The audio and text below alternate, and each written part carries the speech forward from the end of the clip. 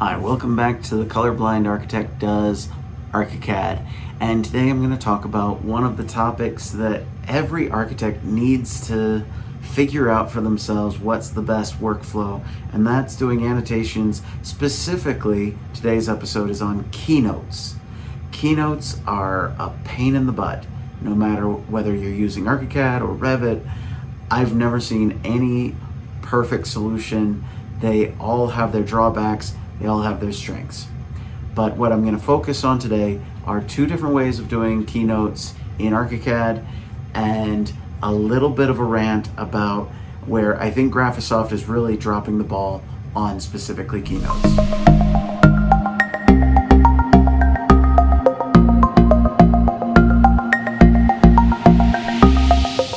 Okay, so when we get started, I want to first talk about Revit.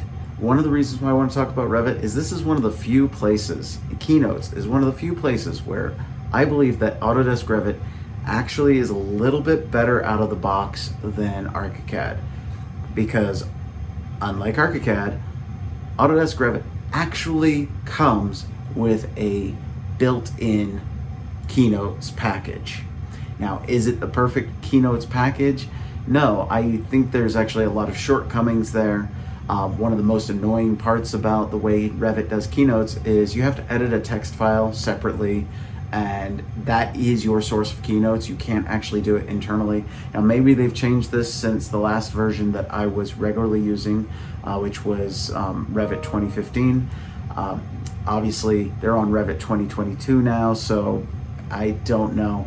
But at least within Archicad, there are two ways that I've used keynotes, and one is the more expensive, but I think a very elegant and easy solution, and that is to use CAD image. So first, I'm just going to show you their webpage. Now this is not an advertisement for Central Innovation, but the thing is, they have worked out a really good keynote solution. It is a very beautiful and elegant solution. Is it perfect? No, because for one thing, their keynotes are not associative to objects, so you're not going to necessarily be able to have every single instance of a particular type of object that has that particular parameter set to be able to keynote the same way. So you're going to have to manually tell which keynotes go where. On the flip side, the schedules are awesome because they look very nice. This is the particular way that I've set up the keynote schedule in this particular project. As you can see, we've got a nice big title. You've got the division heads. This is based on your keynote file that you set up, which is actually editable within Archicad, which is really nice. It's easy to export the keynote list to other projects and import them. And of course my dog's barking right now because that's just what he does. And then it also allows you to have titles to the keynotes, descriptions of the keynotes, and also a line for specifications, which usually what I do is I like to have online specifications for smaller projects like this. So I'll actually just link directly to the website. If it's something where I feel like it's more important to have something that I can control the access to, I might put it on Dropbox or ShareFile and put that link in the keynote text. Now, within the floor plan, it's pretty easy to create these. So I'm just going to open up the floor plan view so that you can see how these keynotes work. They are essentially labels, and you can actually very easily with your CI Tools keynote label, you can change all kinds of properties about it. You can change the key, the frame, the text, the background, borders, the shape, and so many different aspects of it. And then just like any label in Archicad, you can put pointers. So then how do you schedule it, or how do you edit it? You have the Keynotes palette, and in the Keynotes palette, you'll edit your various keynotes. In this case, we can go to this particular keynote. There's a key, a title, spec ref, description. You can assign different keynotes and stuff. And then when you go back to your layout, when you're ready to insert your schedule, you would actually just go up to your CI tools, keynotes, say create schedule, and it's pretty easy. One of the other nice advantages to it is it actually creates a list of only the keynotes that are visible within the viewports within that particular layout, which is something that cannot be said for other keynote methods, including Revit's keynote methods. It's a really fantastic package. The problem? Well, you have to get it as part of a subscription. It's a third-party app that's a plugin, and the subscription's not cheap.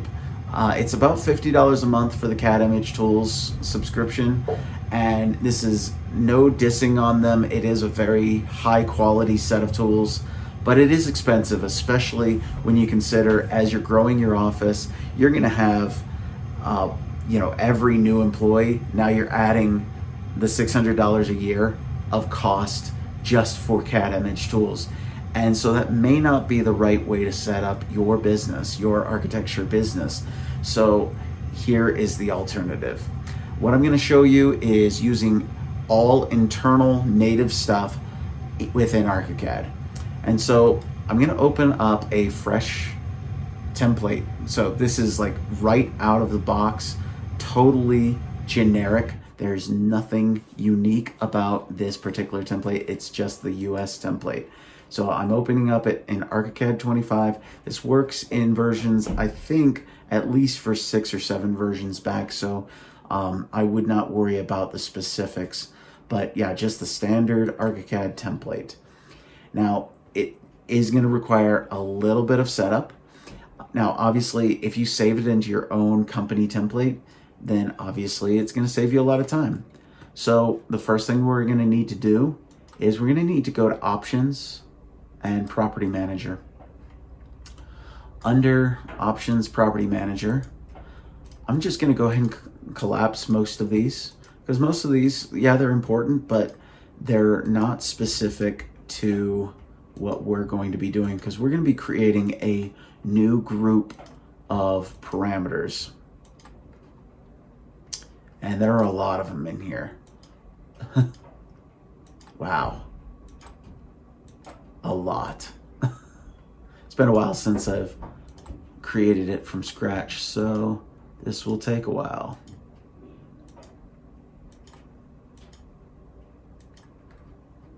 Okay, now we're going to hit New, and we're going to say Group, and we're going to say Keynoting, just because that works. Okay, now once we have that, we can select that group and click on the plus there. This time we're going to do a property, and one way you can start is by saying category.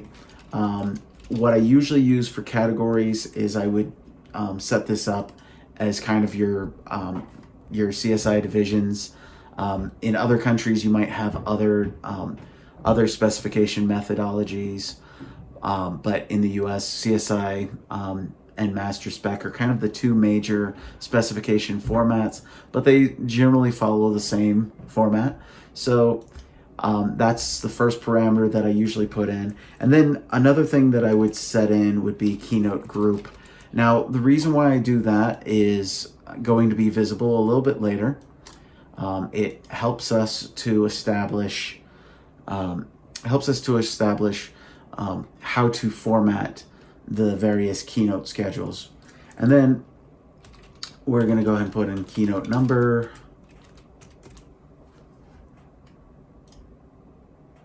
and then keynote description,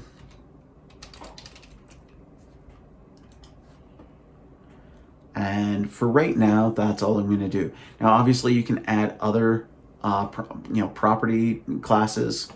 It's great. Have fun. Do it.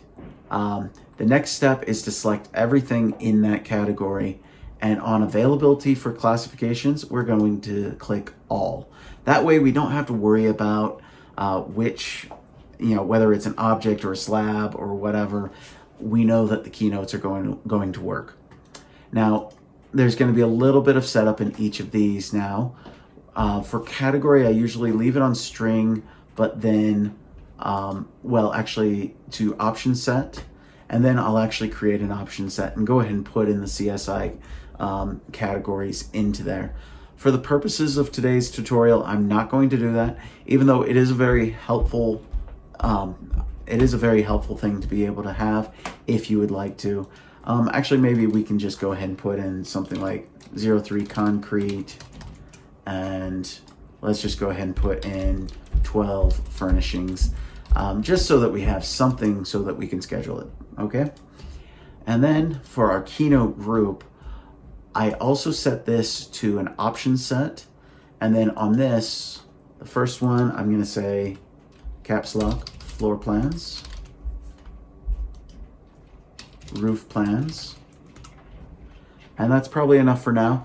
Basically, for each type of plan view, a lot of times in projects, especially on commercial projects, I'll have several sheets of plans, maybe a couple sheets of roof plans, several sheets of reflected ceiling plans, several sheets of sections, because as commercial projects go, they tend to get a little bit complicated.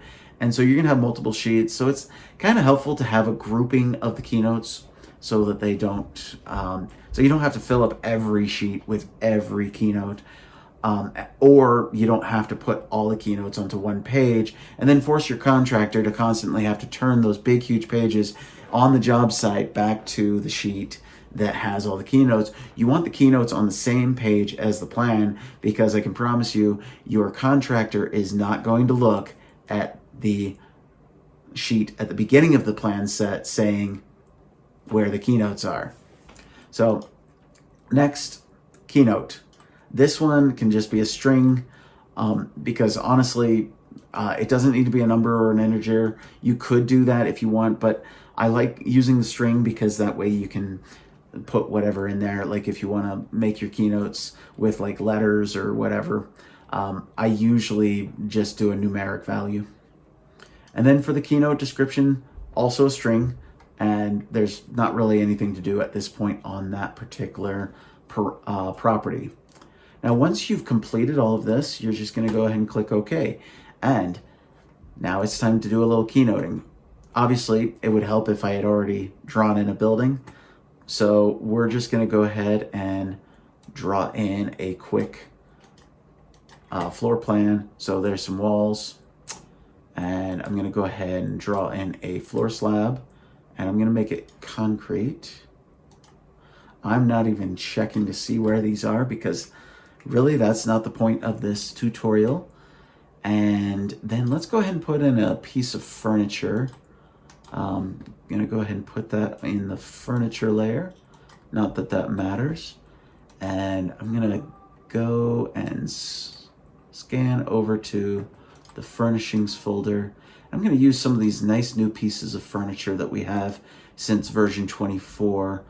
Some of these beautiful new couches and sofas, way better than some of the other ones from the older versions. They're still a little bit weak, but the nice thing about the Archicad objects is they are easy, they're built in, and you don't have to go looking for them, and they're pretty light on the processing power. So now that we've got that, let's start keynoting. So the first thing that we need to do to start keynoting now is select our label. Now, we want to make sure that the geometry method is associative, and we want to make sure that our layer is set to whichever layer we're planning on showing only in the floor plans for these keynotes. Usually I'll have an annotations layer specifically designed for annotating on floor plans. In this case, annotations, dimensions, floor plans. That's built into the stock template, so it should work just fine for our purposes today. Now let's go ahead and set up the settings, because this is our first keynote that we're going to be drawing. We're going to use text auto text. It's a great little label. It's easy. It works. go ahead and check to make sure our text is to the right size. Of course, I'm in the US, which means that the dimensions suck. I'm somewhat jealous of you guys out there in the international community that use metric, because all your dimensions are metric. They're all based on a meter. It's nice. Instead, for text, I have to deal with these stupid point values, which is like a point is a fraction of an inch, but it's like not a normal fraction of an inch. Like a 1-inch letter is 72 points. Why they do that is something going back to like the early days of printing with, like metal typefaces and, like ink blots. And for some reason we still do that in the US. So whatever. Rant over. Now, next thing, go ahead and set your pointer. A lot of times I like to use the curved pointer for keynotes. You can use the straight, whichever method you want to do. I usually go with a line to the middle point and keep it to the center. I like this particular arrowhead for keynotes. I think it just looks better than the other types. And then as you go down, we get to the text label. You can select whether you want it to stay horizontal or perpendicular. You can say optimize position, all kinds of different options there. The other thing that we want to do is in our text, I forgot, we need to set this frame turned on so that we'll have a frame around the box, which is something that I do like to do. And where you have a lot of busy stuff, I also like to add an opaque background to the label. And that way it just pops out and reads a little bit clearer. Sometimes you might need to turn this off depending on if you're forced to put the keynote on top of other graphics so that you can still read the graphics behind. But hopefully you don't have to do that. Hopefully you're able to keep a nice clean drawing set, please. Because I always hate when I see architectural plans that have notes all over the place and it looks like an ungodly mess. So I really hope you're trying to keep a clean drawing set when you're putting together your drawings. Now, once you've done all of this, you can go ahead and click OK. And we're going to go ahead and, since it's associative, as you hover, the object that you're about to select will actually highlight. Now, if you click on it, you'll see that it's asking us to enter in the text. Now, this is the first one that we've done, so that's why. So we're going to just go ahead and click on this auto text within the pop-up and go ahead and scroll on down to properties. You'll see that we have no properties that we can associate. Now, this is because we have not set this particular object up for keynotes. So go ahead and select it and go into your properties. Now, unfortunately, this is the downside of this particular keynoting method, but it is advantageous in the fact that you will still be able to rapidly keynote once you have all your objects set up. And if over time you've built up a good template where you've got all these already built into your template, then you're not going to be doing it very often, especially if you mostly do residences. It's really easy to just get consistent with your keynoting. Now, we're going to go ahead and turn on our classifications within the classifications and properties. That's going to turn on a lot of those sets that we were talking about before. Now, we need to scroll on down to keynoting, and there we go. Now, obviously, this is not concrete. This is furnishings. And we do want to have this set to floor plans.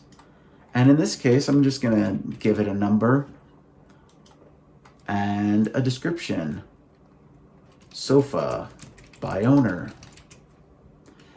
Kind of an unnecessary keynote, but what the heck. All right, let's go ahead and do that to our floor slab as well. Just go ahead and turn on our classifications. Make sure the slab and master format are turned on. Scroll on down to our keynotes. This one is concrete. And we are on floor plans. I'm going to go ahead and put in a keynote for it. And I'm going to say 4-inch slab, concrete slab. over vapor retarder over 4-inch compacted gravel fill. Okay, we've got that, and while we're at it, we might as well do the walls. And just real quick, I'm gonna select all 4 of these so I can save a little time. I'm gonna go ahead and go down here, make sure our master format's turned on, scroll on down, change this. You'll notice we don't have the proper category, so we're just not gonna worry about it for that one. And for this one, I'm just gonna type in exterior wall because it's not really that important for the purposes of this tutorial. Now, let's get back to our label tool, and we should hopefully have already set this up properly.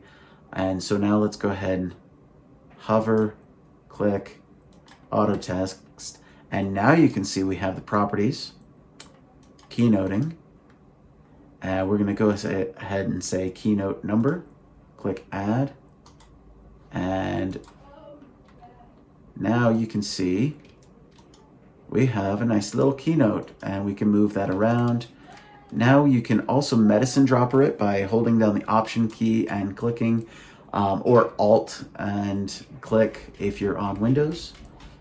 And now you can see that's reselected that same keynote set.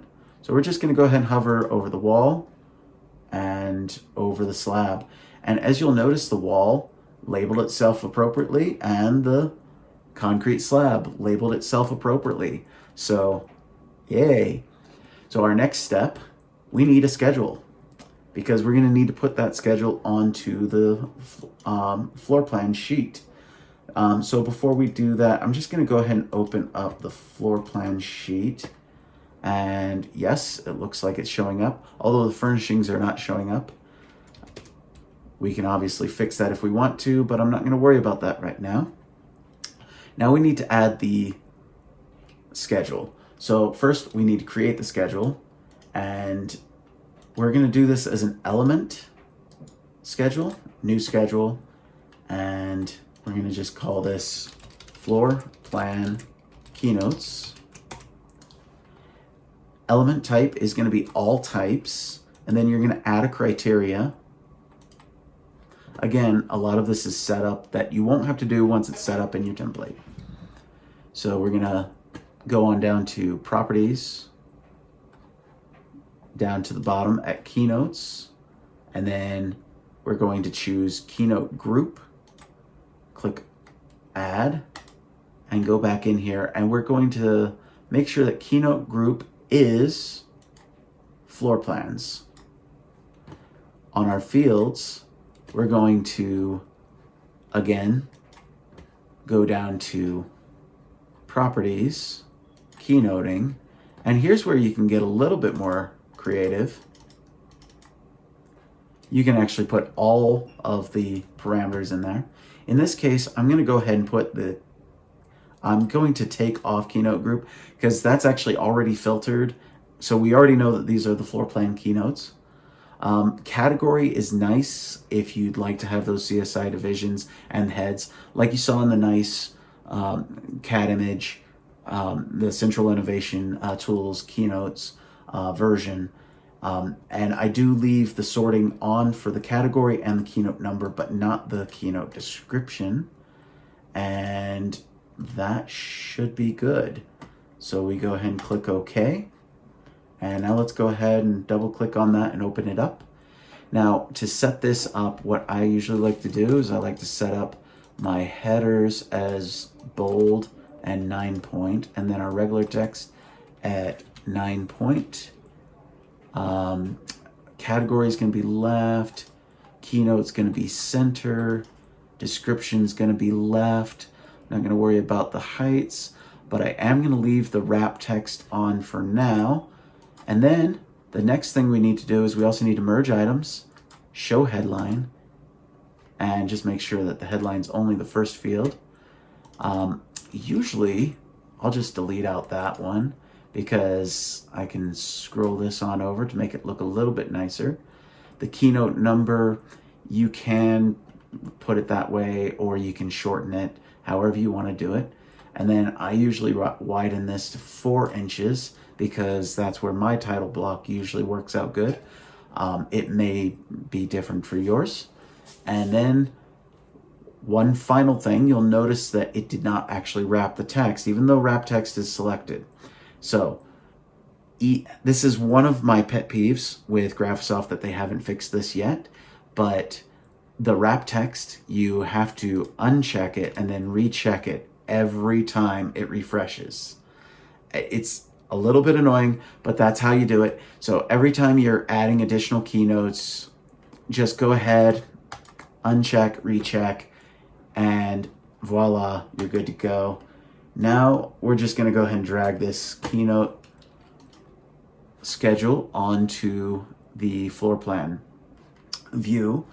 And I usually like to turn off the title, and I also like to say fit frame to drawing. That way, if there are any changes to the keynotes as we're editing, this will actually grow on the layout, and we can obviously not have to keep readjusting this.